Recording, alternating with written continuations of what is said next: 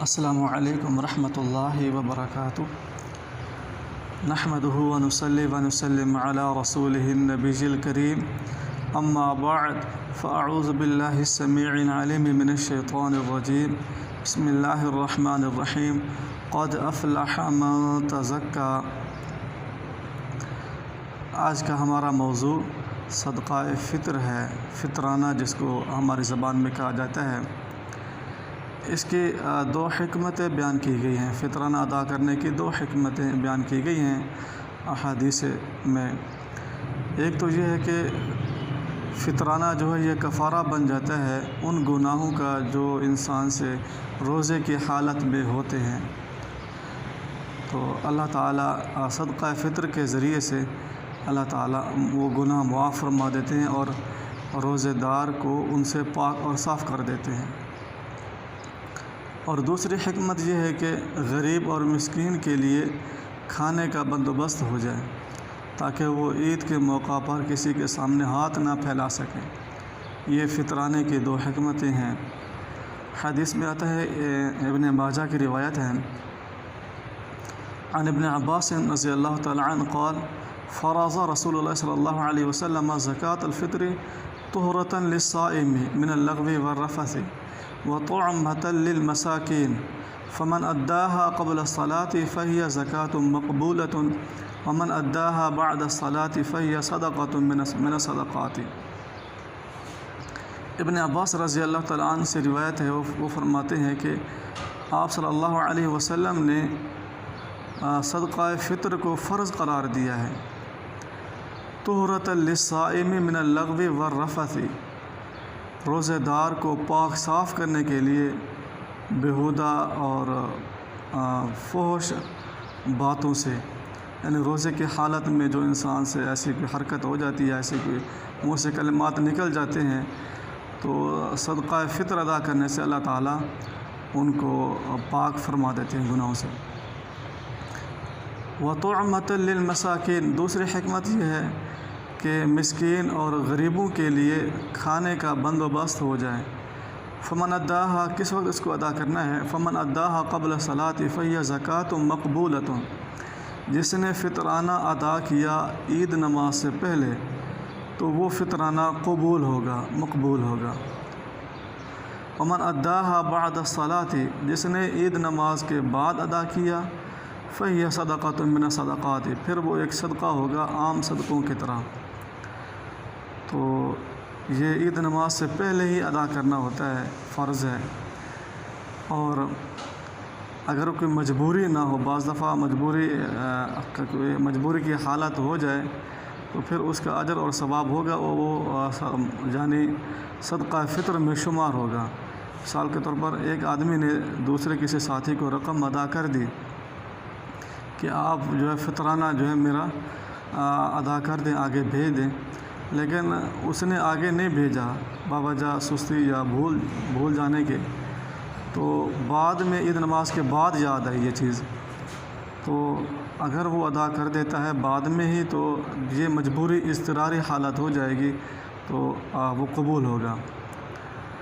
اور تو ہمیں چاہیے ہم احتیاط کریں، عید نماز سے پہلے ہی فطرانہ ادا کریں۔ فطرانہ یہ فرض ہے اور یہ اس کی مقدار 1 صاع ہے، اور آپ صلی اللہ علیہ وسلم نے ارشاد فرمایا کہ فرض رسول اللہ صلی اللہ علیہ وسلم زکاة الفطر صاعا من تمر او صاعا من شعیر، آپ صلی اللہ علیہ وسلم نے فرض قرار دیا ہے صدقہ فطر کو 1 صاع کھجور سے یا 1 صاع جو سے۔ کن پر فرض ہے؟ علی العبد والحر والذکر والانثی والصغیر والکبیر من المسلمین، مسلمانوں میں سے آزاد پر، غلام پر، مرد و عورت پر، اور چھوٹے اور بڑے پر، تمام پر کیا ہے؟ صدقہ فطرانہ ادا کرنا یہ فرض ہے، 1 صاع کھجور سے یا 1 صاع جو سے۔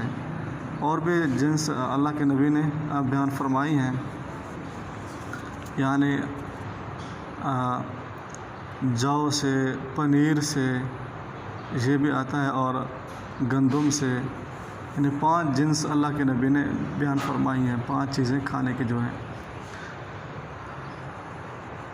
اسی طرح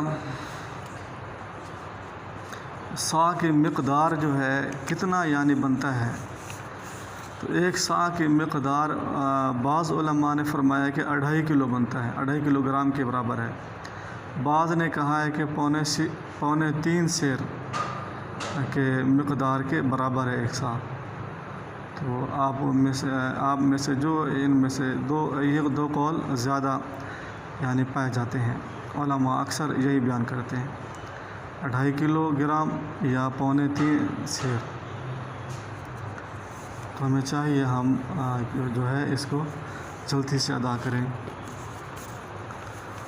اور حضرت ابو سعید خدری رضی اللہ تعالیٰ عنہ فرماتے ہیں کہ کننا نخرج فی عہد النبی صلی اللہ علیہ وسلم یوم الفطر، کہ ہم آپ صلی اللہ علیہ وسلم کے زمانے میں صدقہ فطر نکالتے تھے، صاع من طعام، کھانے سے 1 صاع، جو ہمارا جو کھانا ہوتا تھا جو ہم استعمال کرتے تھے اس میں سے 1 صاع ادا کرتے تھے۔ ابو سعید خدری رضی اللہ تعالیٰ عنہ فرماتے ہیں کہ وَكَانَ طَعَامُنَا الشَّعِيرُ وَالزَّبِيبُ وَالْعَاقِطُ وَالتَّمْرُ، ان دنوں ہمارا جو کھانا ہوتا تھا، جو غلہ ہوتا تھا، جو اور پنیر اور کشمش اور کھجور، کشمش مراد خشک انگور جو ہے وہ ہیں۔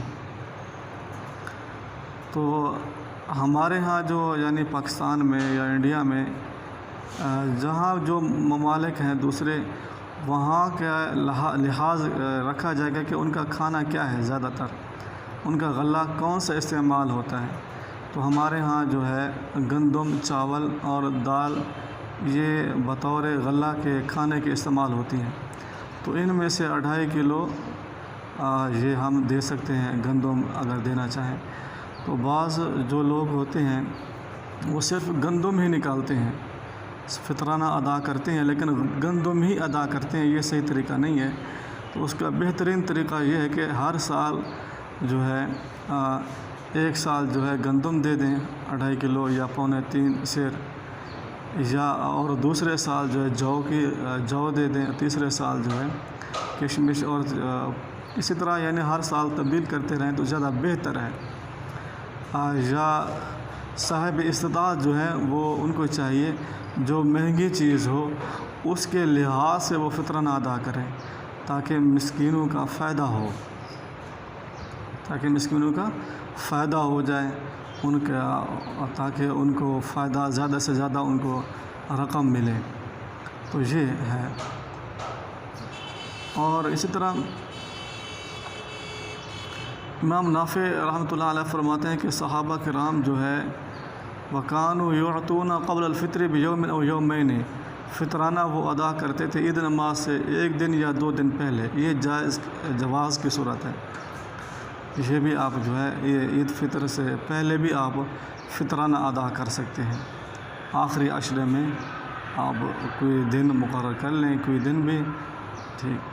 اور اسی طرح ایک جگہ جمع کرنا یہ زیادہ بہترین طریقہ ہے، یعنی اجتماعی صورت میں ایک کمیٹی بنائی جائے اور صاحب ثروت جو ہے مال دولت والے جو ہیں وہ فطرانہ ایک جگہ جمع کر کے اور غریبوں تک، مسکینوں تک ان کا حق جو ہے پہنچائیں۔ وما علینا الا البلاغ المبین۔